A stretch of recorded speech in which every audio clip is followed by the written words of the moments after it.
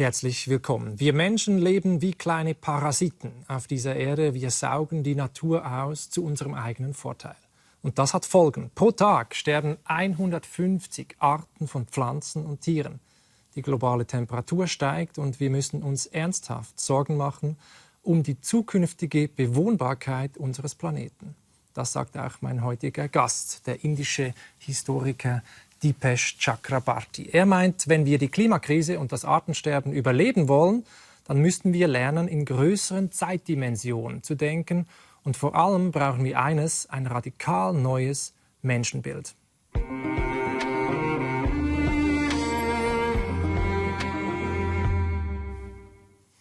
Ja, Herr Chakrabarty, die schwierigste Frage gleich zu Beginn.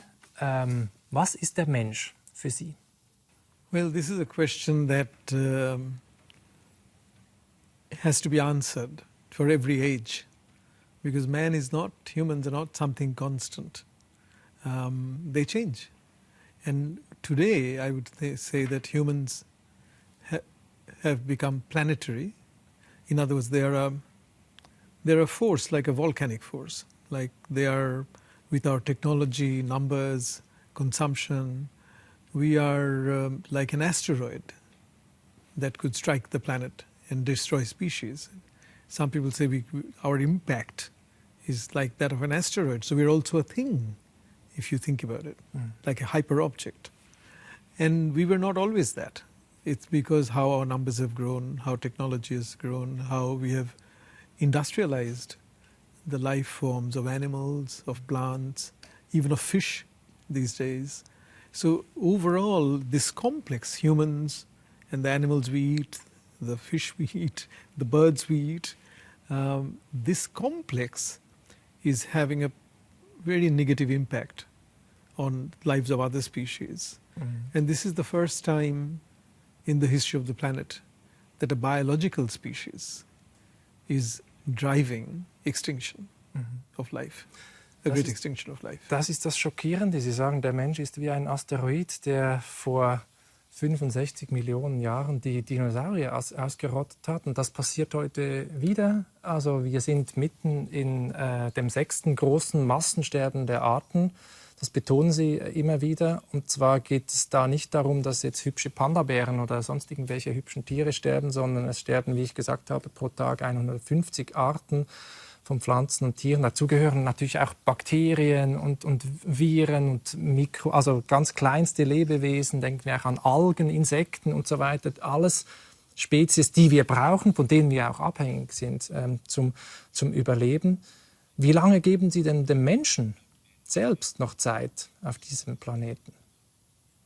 Well, the last question is a difficult one to answer, because once a climate scientist was asked about what is the most uncertain thing about climate change. And he said wisely, humans.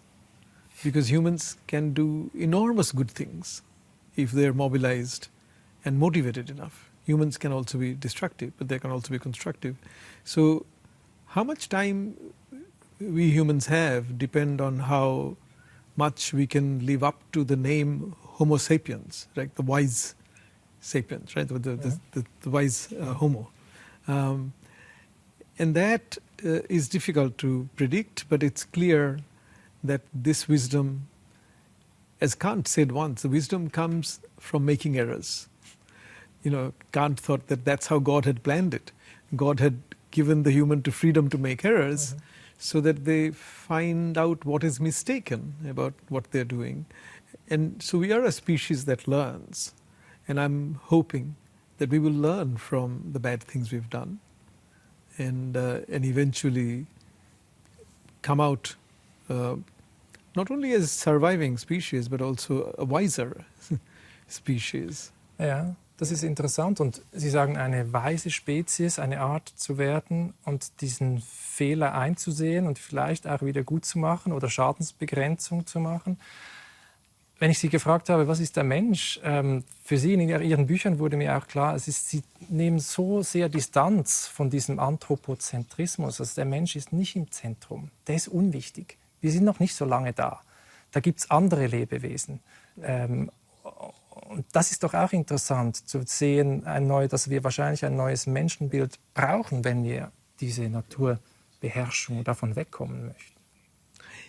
Yes, because I think for a long time, at least I would say from the time that we built cities, because there was a human outlook on the world, where the world was kind of, in Schopenhauer's terms, escaped, like it was given, right? And we took the world as given. We thought we could do anything to this world, but it's given.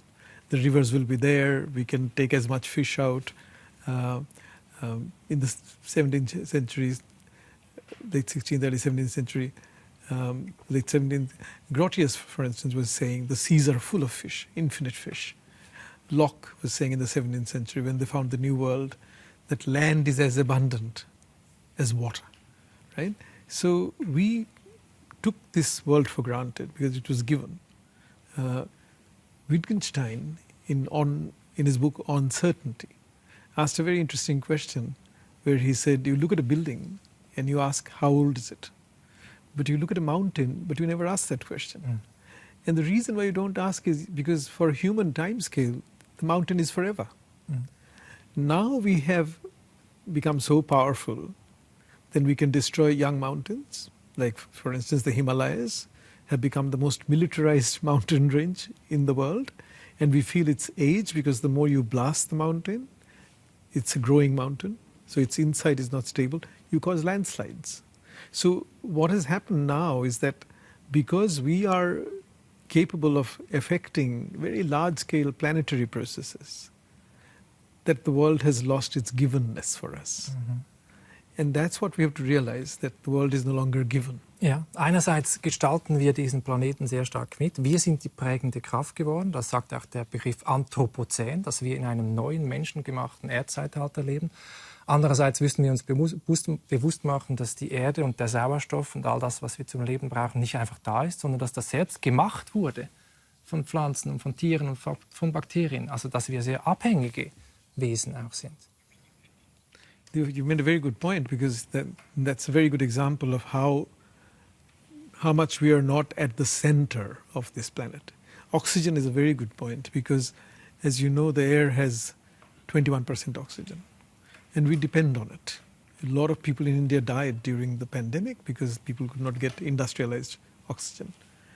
Now, oxygen is a reactive gas. It quickly mixes up with other things. So in order to keep the oxygen level, you have to keep supplying the air with fresh oxygen. And we do nothing to supply the air with fresh oxygen. We need the oxygen. But this oxygen is supplied by plants, by phytoplanktons, these sea plants, they produce about 50%. Die Hälfte des Sauerstoffs wird im Meer von diesen Algen, Phytoplankton, hergestellt. Ja? And then bacteria, fungi, protists, and all of these microbes, they produce oxygen. And they have maintained this oxygen at a level where it's never gone up so high that everything went up in flames. It's never gone down so low that animals choked to death. And do you know how long they've maintained this oxygen level for? For 375 million years. So this planet, its oxygen, this atmosphere that geologists call the modern atmosphere of the planet, was not built with us in mind. We come too late, and we are totally dependent on it. So we have to understand that it's not enough to reflect, as the Stoics used to do, just on human life alone. We have to reflect on our relationship to life in general. And that's the crisis we face. Das ist interessant, weil Sie sprechen jetzt wie ein Biologe oder wie ein Geologe, aber Sie sind eigentlich Historiker. Aber Sie haben gerade mit Ihrem neuen Buch, Das Klima der Geschichte im planetaren Zeitalter, auch auf Deutsch erschienen, haben Sie gesagt, wir müssen so etwas wie einen Paradigmenwechsel in der Geschichtswissenschaft und überhaupt im Denken wahrscheinlich, im Zeitgeist vorantreiben, nämlich hin zu diesem Planetarischen. Und Sie sind heute Professor in Chicago für Geschichte. Sie waren oder sind immer noch ein wichtiger Vertreter des Postkolonialismus, also der dann auch die den Kolonialismus und den Imperialismus Europas untersucht hat und die Nachwirkungen bis heute. Sie haben auch dieses Buch geschrieben, Europa als Provinz. Ein schöner Titel, werden wir gleich noch darüber reden. Sie sind geboren in Indien, in Kalkutta, 1948, haben da zunächst Physik studiert, dann Diplom gemacht in Business Management. Dann gingen Sie nach Australien, haben da Geschichte studiert und auch promoviert in Canberra. Und was ist passiert? Was hat das bei Ihnen ausgelöst, dass Sie plötzlich angefangen haben, in diesen größeren, unmenschlichen Zeitdimension zu denken, in diese tiefen Dimension der Geschichte einzutauchen? So to understand what happened, you have to also understand that whether you do anti-colonial history, like I used to do, or I still do, or even if you do imperialist history and speak of Europe's achievements in the world, and Europe's achievements are substantial. The so-called scientific revolution, modernization, increase of food production, I'm not denying all that. So whether you speak of Europe's achievement or whether you are anti-Eurocentric, all that happened, all that histories are written with one shared assumption, which is that natural history is separate from human history. And this assumption goes back, I would say, to the late 18th century, early 19th century in Europe. You see it very clearly in people like Hegel, where the argument is that nature is subject to its own laws. So nature is the realm of necessity, whereas human life is a combination of necessity and freedom. The freedom to make choices, the freedom to make mistakes, right? Moral choices, bad moral choices. That's why humans have freedom.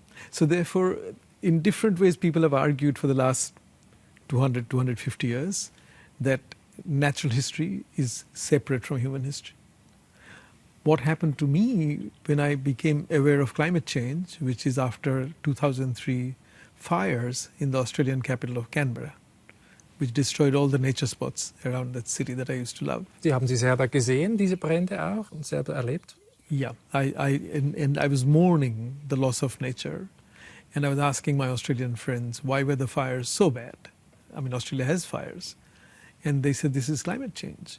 And when I began to read about climate change, I realized that this distinction between human history and natural history has collapsed because humans are like a physical force, a geophysical force. Humans are like an asteroid.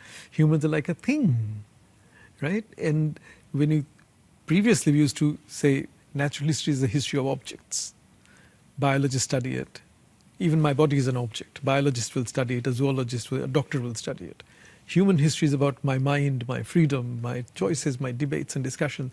I realized that, no, we are also an object collectively with the impact of a huge object or a hyper object. And that's when I thought this assumption that has supported the discipline of history for 200 years has broken down. And that's why I wrote an article called The Climate of History, meaning climate change has changed the climate of my discipline. Genau. Es ist interessant, das war vor 20 Jahren, 2003, diese Brände. Und Sie haben noch einen anderen Grund angegeben, auch der Sie aufmerksam gemacht hat, auf diese langen Zeitdimensionen, nämlich eine eigene Krankheit, nämlich Diabetes, habe ich gelesen. Also auch, dass der eigene Körper, dass da eine lange Tradition dahinter steckt. Vielleicht mögen Sie erzählen, warum das so ein Augenöffner war für Sie. Okay, so it's like this. I mean, so basically, sometimes through a crisis, you begin to see different scales of time. So, for instance, when human beings first discovered radioactivity and could begin to use radioactivity, then humans had to think about what to do with radioactive waste that can last for decades of thousands of years, right? Much longer than human civilization may exist. So what has happened in modernity is that human beings have had to deal with time, different scales of time, not necessarily infinite scales of time like they've been always... See, infinite scales of time have always been there even with early astronomers, right? Or even thinking about God. Ach, mit der Religion, genau. Also with religion, exactly. But when you had to actually calculate deep time, but precise time, like carbon dating of some objects, radioactive waste, how long does it take, its half-life, when does it... Then suddenly, within human history, many different, what my friend François Hartog would call regimes of historicity, or I would say regimes of temporality, open up. If you go back to the 18th century when the average lifespan was 30 years for human beings, right? Everything happened within there was the infinite time of God. And then human time was like the time of memory, which would be longer, but lifetime was 30 years, and you planned things or didn't plan things, and you assumed that the world was unchanging. Humans kept reproducing. Today, you suddenly have to deal with many time scales. How much time does the planet give us before we can become net zero, for instance, right? Carbon budgets that IPCC talks about. Individual humans, Indians, Chinese and other people still emigrate to the US, thinking within the time horizons of human aspiration, I will have a better life. My children will have a better life.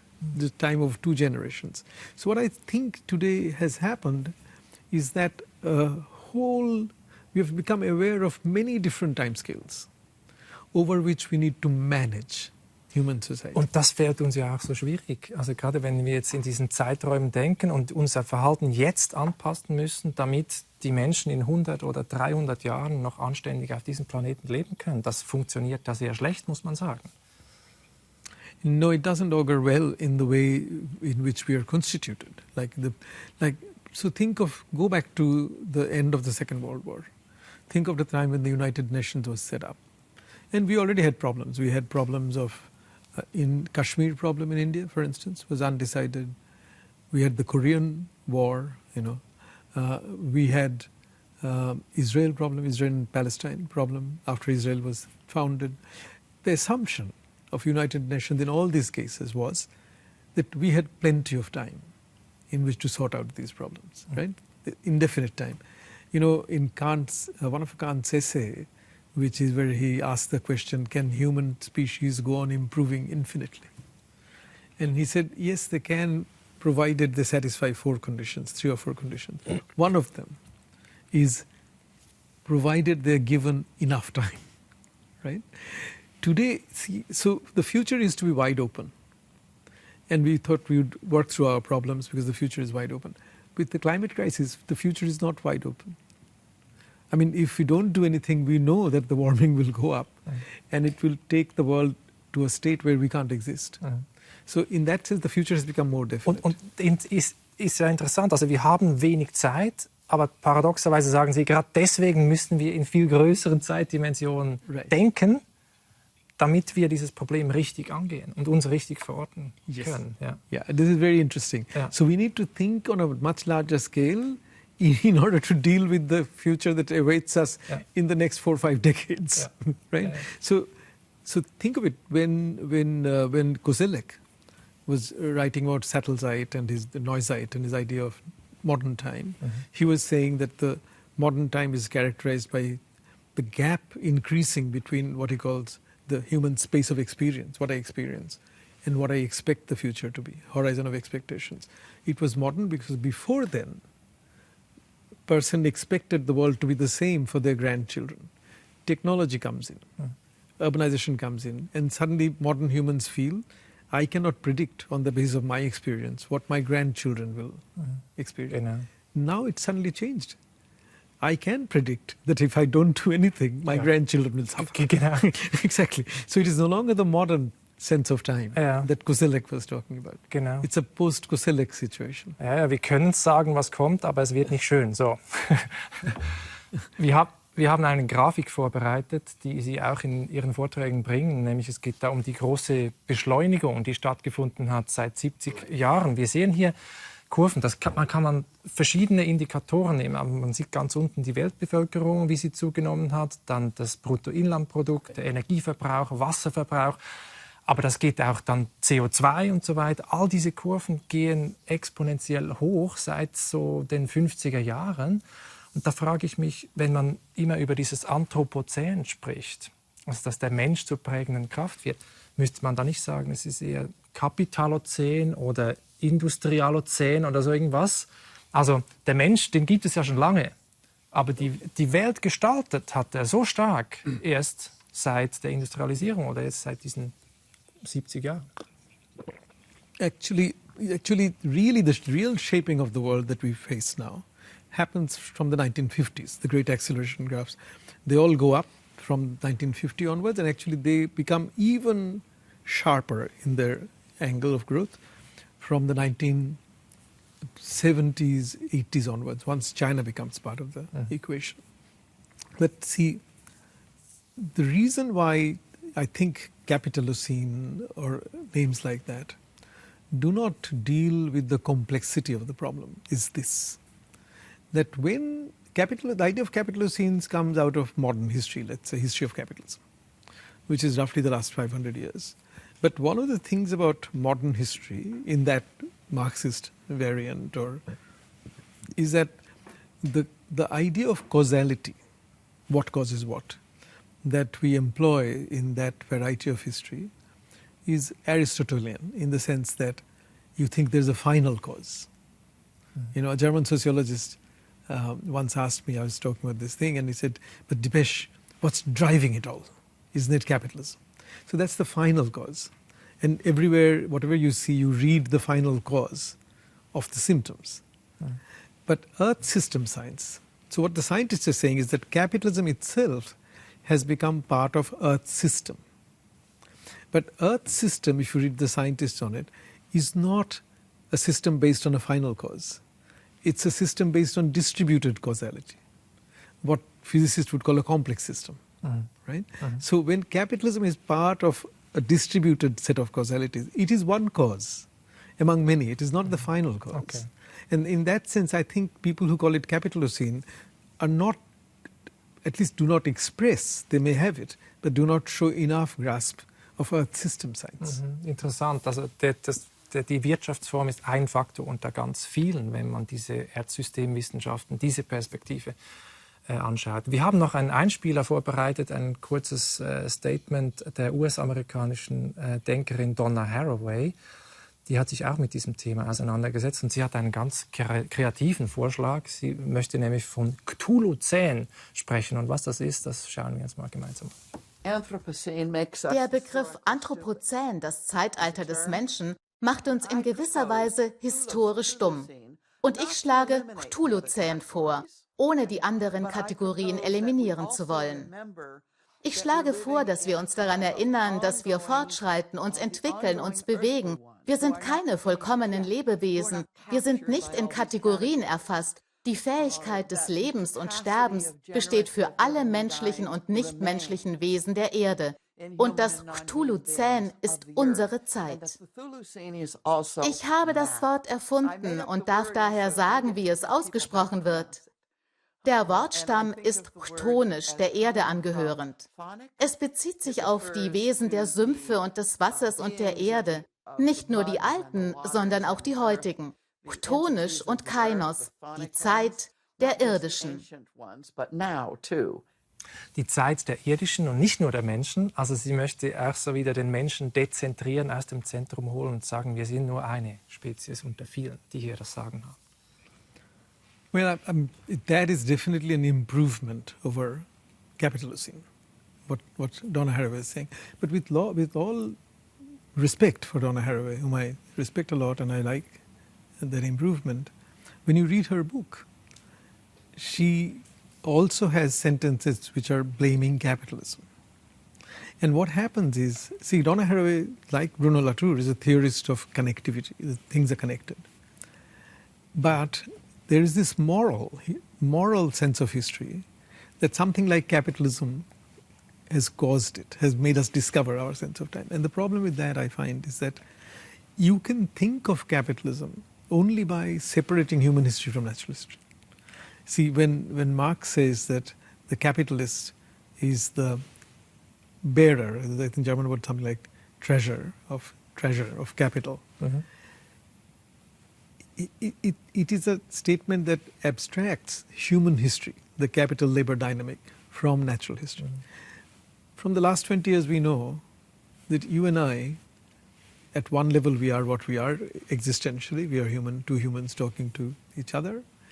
We are also holobiontic agents, right? Our microbiome, the zillions of bacteria and viruses within us. Das sind, glaube ich, 2 Kilogramm, die wir rumschleppen an Bakterien. Exactly.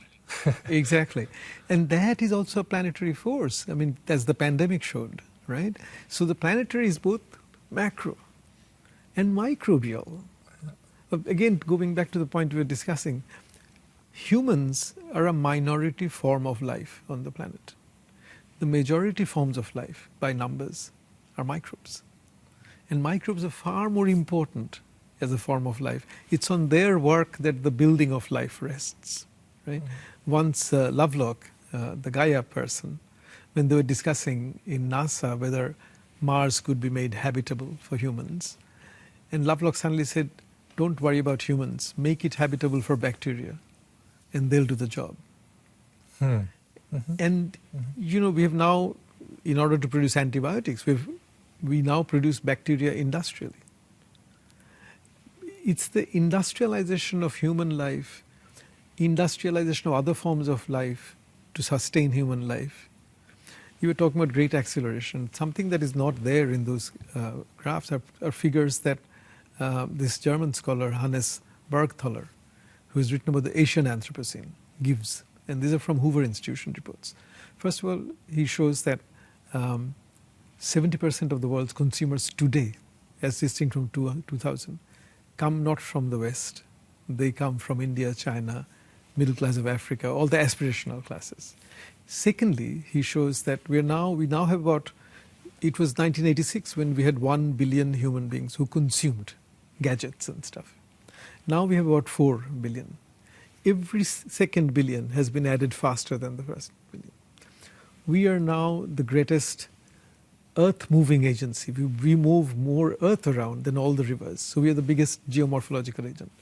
Imagine this. It's since 1950 that we have all our fossil fuel use, 87% of the fossil fuel we've used has been since 1950. Which is why I think going back to the Industrial Revolution doesn't make sense. Right? It's really what happened after 1950 onwards. And today, since 2007, half of humanity lives in cities. The predictions are that by the end of this century, some cities will have 90 million people. So if you look at the course of our development, it is not good for what all this is doing to the planet. And that's why we need to take stock, we need to think back, not just only about human beings. We need to critically think about the relationship between our life, our well-being, and other forms of life, including the microbes. Aber das ist ja sehr schwierig, auch diese Balance zu halten. Also diese ökologische Frage clasht manchmal auch mit dieser sozialen Frage. Also Sie nehmen das Beispiel der Klimaanlagen in Indien zum Beispiel, die Kindern und Menschen ermöglichen, bei erträglichen Temperaturen zu lernen und aus der Armut zu entkommen, zum Beispiel Bildung zu erlangen. Gleichzeitig erhitzen die natürlich das Klima weiter.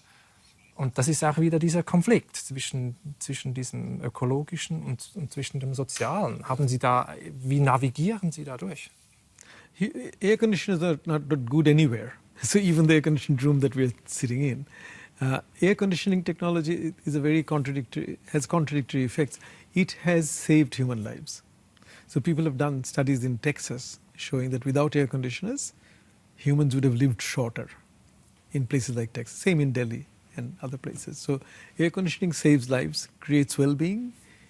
In human terms, it can contribute to better futures, creating better futures. But at the same time, it's ecologically disastrous. So we need to do something impossible. There's a book by the two geologists, Mark Zalasevich and Mark Williams, Jan Zalasevich and Mark Williams, called it's about the history of the biosphere. And their argument is that the cities and the technologies we have, they all produce waste that is not recyclable. So they're like parasitic organizations on the planet. So they really say, ideally, which is something we'll never reach, all our technology has to be biodegradable if we are to produce sustainable society. So think back, ask yourself, which were the most sustainable human societies, and you will find they were indigenous societies. No question. Australian Aboriginals lived there for 60,000 years before Europeans turned up. Native Americans lived in America for 15,000 years before. So es ist interessant, dass Sie jetzt von Nachhaltigkeit sprechen, weil Sie möchten diesen Ausdruck ja ersetzen, interessanterweise durch einen anderen, nämlich Bewohnbarkeit. Mögen Sie erläutern, was für Sie der Unterschied ist und warum es wichtig ist, eigentlich von Bewohnbarkeit zu sprechen, des Planeten in Zukunft? Well, because habitability, maybe let me begin with sustainability.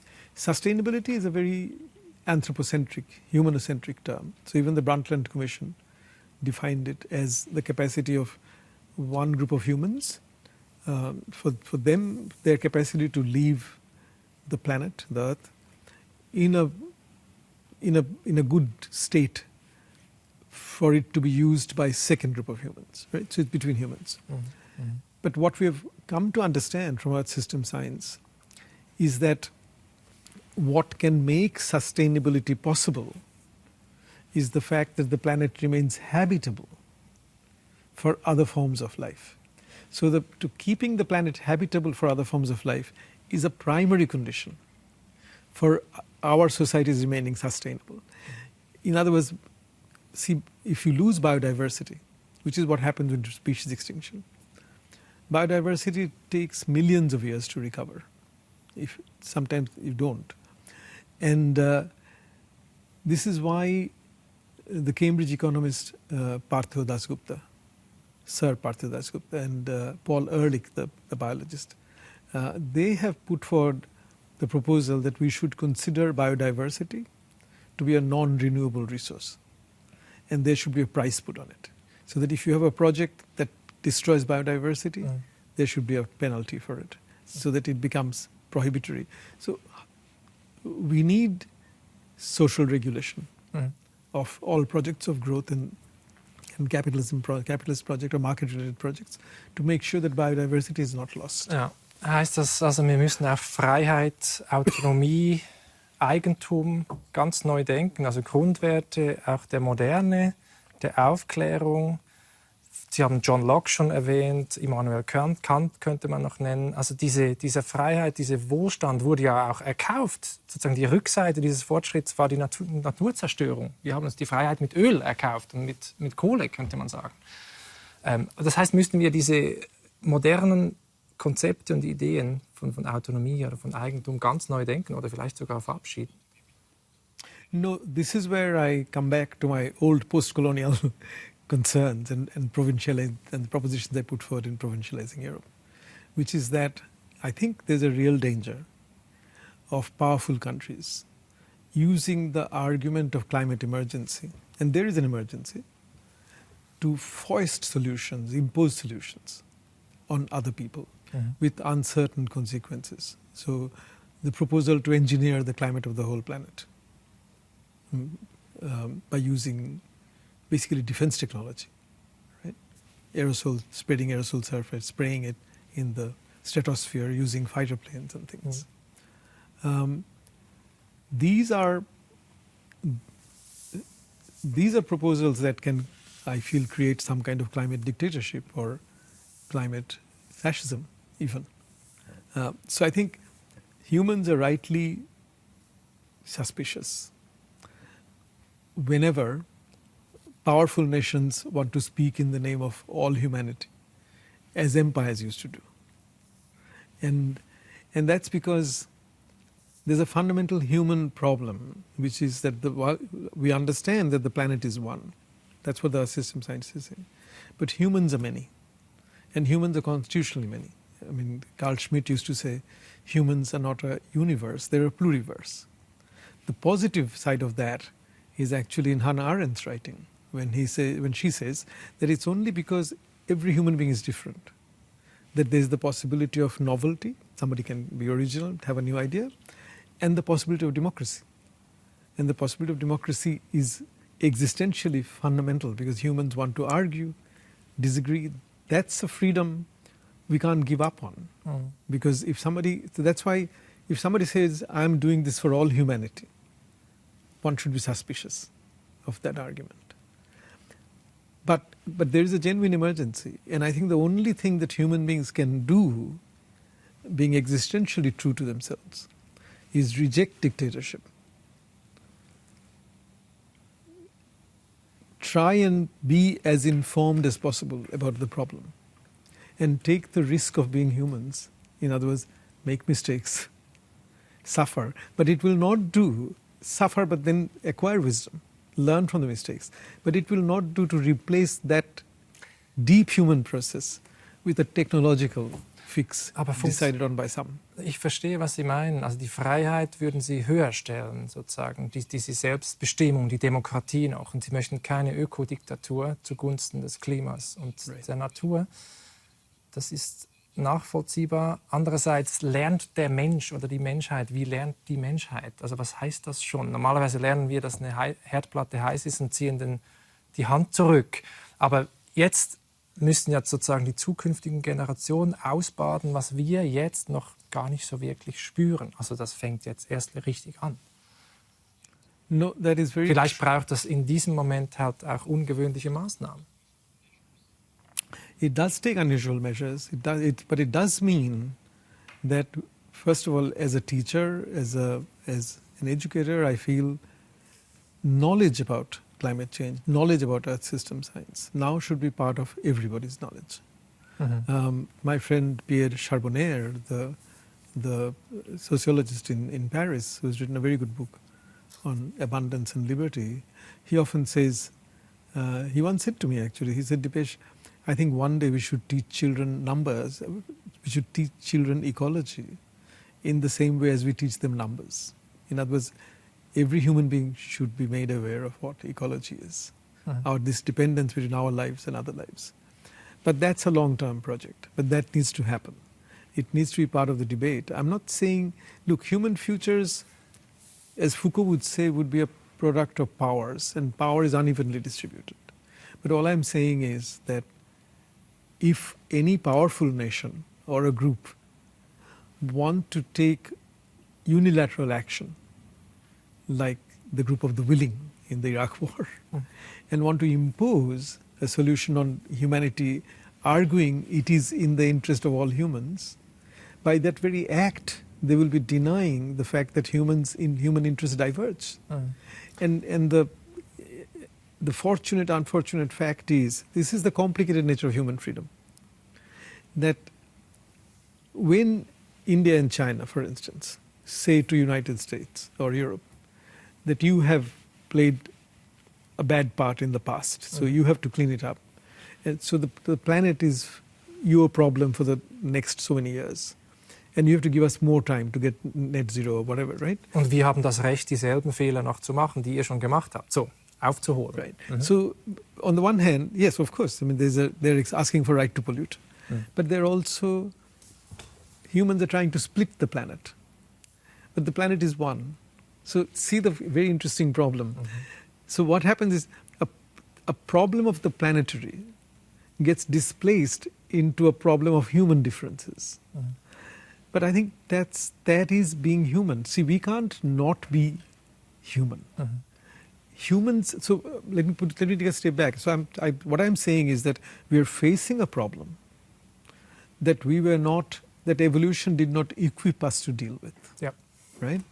And until the history of globalization, industrialization, modernization, capitalism was moving closer and closer to our instincts, to intimacies. So think of the way in which the portable, the cell phone, addresses boredom, right? So you can easily think of the cell phone through Heideggerian discussion of boredom, right? It addresses boredom. The laptop was invented as a piece of technology that you could take to bed with you. It addressed aloneness. All this connectivity addresses aloneness, boredom, deeply human phenomena. And I think capitalism has succeeded because it's become, now it addresses all our existential problems. And that's why it's very hard to give up capitalism. Weil uns ans Herz gewachsen ist, all diese Dinge, im wahrsten Sinne des Wortes. Ja. It's absolutely, it's connected to our existence. So you live better, You have better life, better sense of well-being thanks to modern medicine, all of those things. And that's why it's very hard to give up. But I think being human means we are at a state in our history when we have to acknowledge what we are. We have become planetary enough to see that we are planetary, right? Before that, we didn't see it. We've also become attached to all the benefits of this modern civilization. So even a trenchant critic, as Latour was, for instance, I mean, of the modern technology and everything, didn't mean that he would not get his MRIs and chemotherapy when he had cancer and sadly died, right? And in my discussion with him in this book, we both say, yes, MRI machines are needed. So we are up against our evolved traits, evolved behavior that has until now, these traits until now have actually helped us to survive. But these traits are not going to help us to survive. So we have to understand this. We are not going to become different animals, but we have to build institutions that speak to this problem. Ja, Institution ist das eine, Regulierung haben Sie auch gesagt, und das andere, neben diesem Umdenken in das Planetarische und wie sehr wir abhängig sind von Bakterien, von Mikroben, von Pflanzen und Algen und all dem, ist doch etwas auch wichtig, nämlich dass die Gefühle, Sie schreiben ganz am Schluss des Buches von Demut und von Ehrfurcht gegenüber der Natur oder gegenüber dem Planeten. Das sind ja starke Worte, fast schon religiös aufgeladen. Und Sie haben diese Gaia-Hypothese erwähnt vorhin von Lovelock und Lynn Margulis, dass die Erde quasi wie ein riesiges Lebewesen ist, zu dem wir Sorge tragen müssen. Müssen wir wieder dahin kommen, um das Problem an der Wurzel zu packen? Geht es um unser ganz basales Verhältnis zur Natur, emotional auch, das wir neu justieren müssen? Yes, I mean, we have to, in that sense, attune ourselves to our situation. So this German word that Heidegger used or Jaspers used is Stimmung. See, most of modernization from the 1950s was pursued in a mood of what you might call triumphalism. That humans are beating nature, we are conquering nature. I grew up in India where this was taught in schools, that this is what humans are meant to do. Humans are meant to conquer nature. There are two kinds of freedoms humans wanted. Freedom from oppression by other humans and freedom from oppression of nature, right? So the mood that accompanied all that was triumphalism. Even when I speak to ordinary Indian friends today, educated friends, they would say, look, let's make money, then we'll take care of all the problems. Money will solve all problems, right? That was triumphalism. That mood doesn't help us. That mood doesn't attune us. The time of that attunement is gone. So the other kinds of attunement that we need to produce will have to come from other kinds of thinking. And this is where I go back to thinking about indigenous societies. None of us will want to go back to pre-1492. None of us will want to go back to being indigenous in that old sense because life was short, even in indigenous societies. And indigenous technology and farming will not support 8 billion people or 12 billion people. But on the other hand, these are societies that were based on reverence for other beings, for what was around. And that reverence comes through in a lot of injunctions that might even seem superstitious. So if you read Robin Wall Kimmerer's book on the sweetgrass that she writes about as a Native American person, her own society, you will find that there's a lot of injunctions. Don't do this, don't do that. Indian peasant societies always have these kind of injunctions. Don't do this, don't do that, don't sow in this time, don't eat that fruit on that time. We used to grow up with sort of these kind of ideas. So these are basically cautionary ideas. And with modernization, we threw caution to the winds. We need to bring back caution. And I think one example of cautionary thinking, scientific example, is the notion of planetary boundaries, right? that these 9 planetary boundaries we should not cross. So I think at least you can imagine one politics being an agreement between nations of the world that we will not collectively cross those boundaries. That's what I mean by learning from indigenous people. You know, that these were societies based on caution. Ja, also diese Vorsicht, diese Sorgfalt, aber auch dieses ganzheitliche Bild, die planetaren Grenzen, eine Idee von Rockström, glaube ich, einem schwedischen Klimaforscher, dass es nicht nur um das CO2 geht, nicht nur um die Arten, sondern auch um die Versauerung der Meere und so weiter, ganz viele verschiedene Dinge.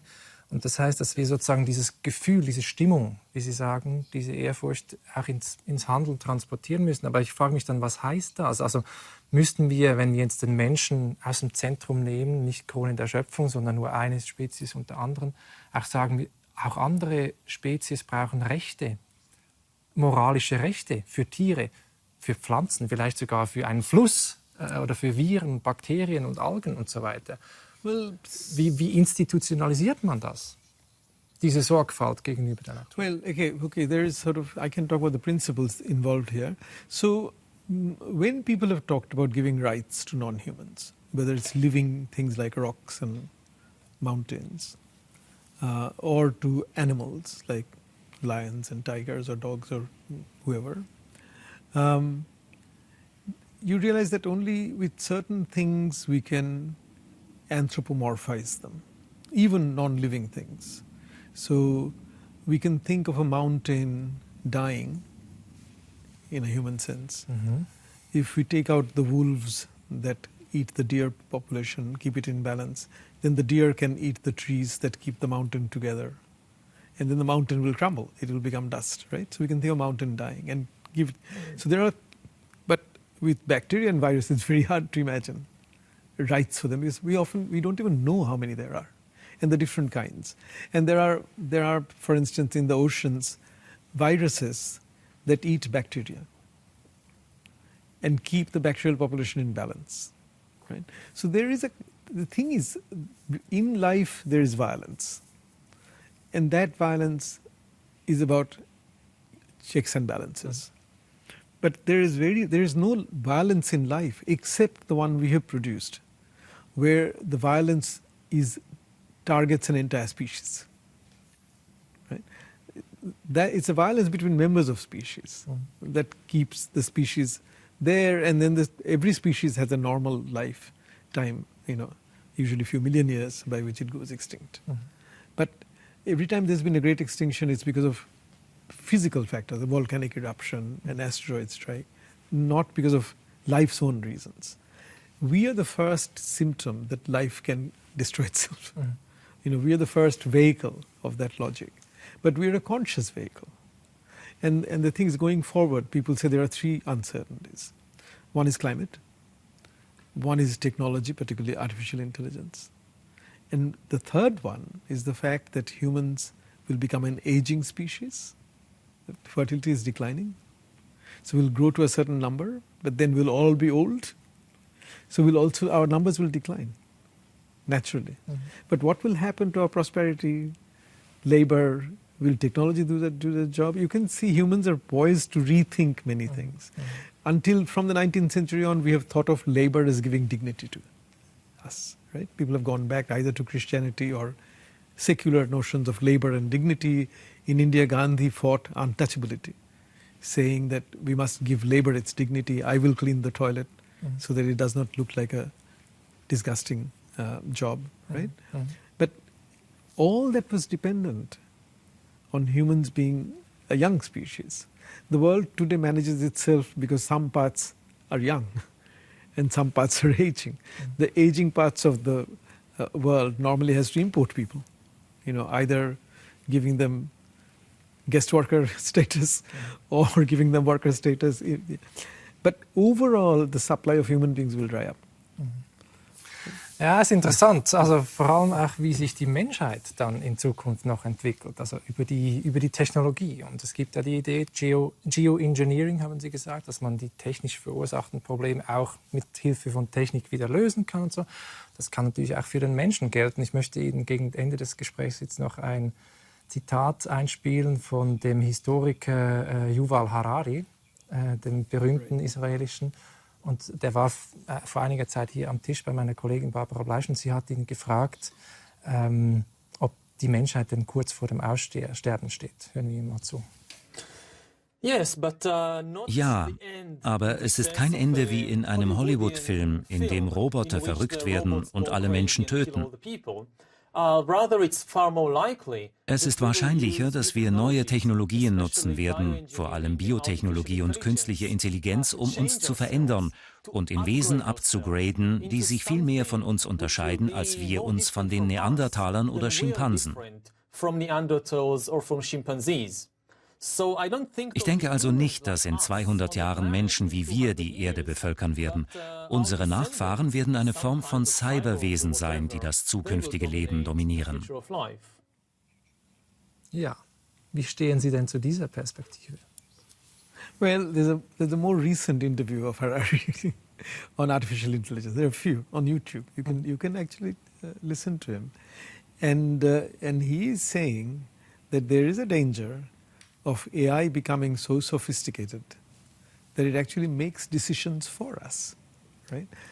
The cyber human beings, the cyborgs he's thinking about, will still make decisions for us, though he is saying this us may not exist. The question, see the big change he's assuming, and it's so far into the future, who can tell, is this question, humans until now have been constitutively not one. There's no subject called humanity that will act as humanity. When somebody acts in the name of humanity, they have an interest. They're interested party, right? And that's why we're suspicious of those things. And that's what we are constitutively.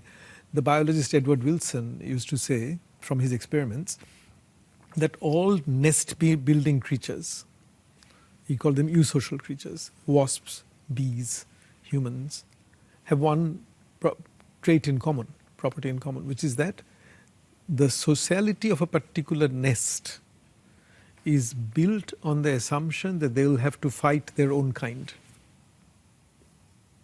So you might call it a tribal instinct, however you call it. So these humans are capable of cooperation, capable of solidarity across different tribes, but there's also deep tribal instinct, right? Will the cyborg be similar?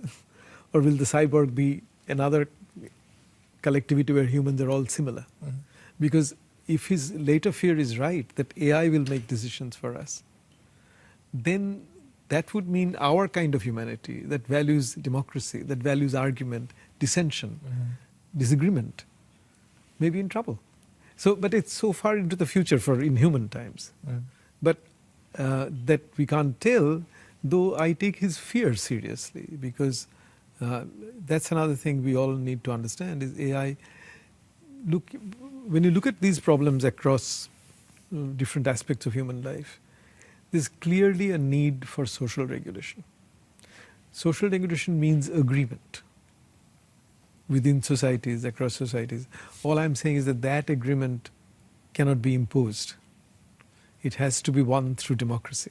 Genau, das ist klar, ja. Und aber dass wir trotzdem zu dieser anderen Sicht auf uns als Menschheit, als Ganze irgendwie kommen müssen, um dieses Problem zu lösen, dass man auch ein anderes Naturverständnis braucht, eine Stimmung, ein Gefühl, eine Haltung gegenüber der Natur, Ehrfurcht als Stichwort, aber auch ein anderes Menschenbild, nämlich dass wir diese Bakterienträger sind, die mit allem verwoben und abhängig sind und nichts Spezielles auf dieser Erde. Das habe ich gelernt. Zum Schluss würde ich noch gerne dieses kleine Spielzeug hier Ihnen zeigen. Das kommt nämlich auch vor in Ihrem interessanten Buch, ein Bagger. Und Sie sagen, das ist ein ganz schlimmes Spielzeug, nämlich ein Anthropocän-Spielzeug, weil es zeigt in einer selbstverständlichen Weise, dass wir mit der Erde hantieren und umgehen und die Herren sozusagen der Schöpfung sind und Damen der Schöpfung. Ich habe 2 kleine Kinder zu Hause. Was müsste ich denn statt dieses Baggers Ihnen zum Spielen geben? Ein planetarisches Spielzeug aus Ihrer Sicht. Was wäre das? Was würden Sie empfehlen? That's a very interesting question. I think we'll have to invent those planetary toys. That's an Anthropocene toy, as I call it. And it naturalizes the Anthropocene. So a child grows up thinking, see, this is a part of human existence. A child grows up thinking that they are born into a stable world. that this world did not have a past beyond their parents. They and their parents' generation, or their grandparents, constitute the world. And within that world, this is like part of the S-gift. If humans do this, and so they play with it. In fact, there are also toys like hazmat toys, hazardous material toys. That, again, it naturalizes. And I think we need to, I'm going back to Pierre Charbonnier's point, that we need to be ourselves aware and make our children aware of our relationship to other forms of life. And that has to come through by engaging with other forms of life, engaging in gardening, showing people the work that worms do, earthworms do, or that insects in the garden do. Getting them to understand what is the job of bees. In America now, there's research going on because bees have been dying off, as you know. So in America, they're trying to build what are called robotic bees. So tiny bees that will do the pollination, like bees do. Imagine a world where bees don't exist. We have to become, see, that's why my story is not a blame game. This is the other problem I have with the Anthropocene, climate capitalocene, is that it becomes a blame game. You morally blame one group of humans. They're responsible. So it's not like they have no blame, but they speak to our desires. Genau. Und das würde für meine Kinder heißen, ich nehme sie mit in die Natur und wir schauen zusammen einen Wurm an oder eine Biene oder eine Blume. Und wir versuchen die Natur zu verstehen, wie sie als Netzwerk funktioniert und wir Teil davon sind. Das nehme ich gerne als Schlusswort. Vielen herzlichen Dank für das Gespräch, Dipesh Chakrabarty. Thank you for having me on your program. Thanks again. Ja, wie denkt ihr über den Menschen und seine Stellung auf diesem Planeten? Schreibt es uns in die Kommentare und wie immer findet ihr hier 2 spannende Gespräche zum Weiterdenken. Danke fürs Abonnieren und Weiterempfehlen und auf bald.